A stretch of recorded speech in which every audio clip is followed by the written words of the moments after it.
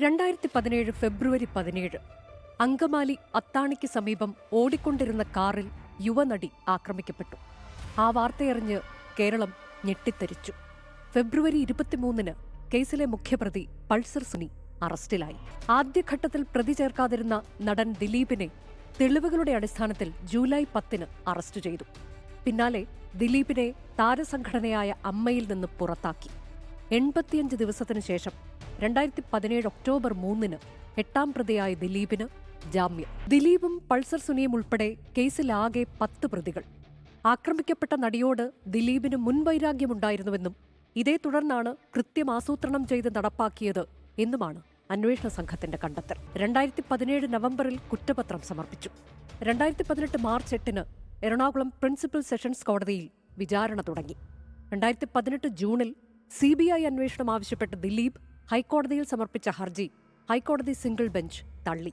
സാക്ഷിവിസ്താരം പൂർത്തിയായത് 4.5 വർഷം കൊണ്ട്. ആകെ വിസ്തരിച്ചത് 261 സാക്ഷികളെ.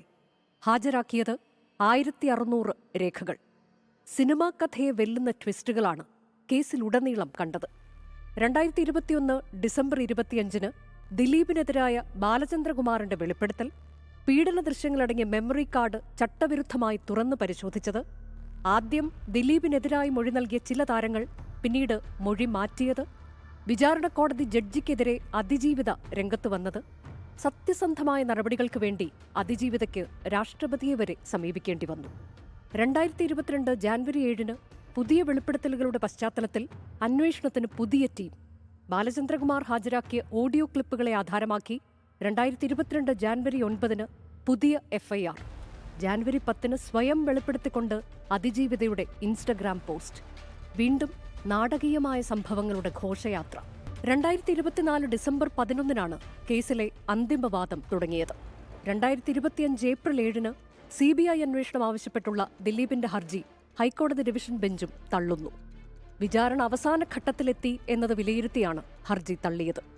2025 ഏപ്രിൽ 9 പ്രതിഭാഗത്തിന്റെ വാദം പൂർത്തിയായി.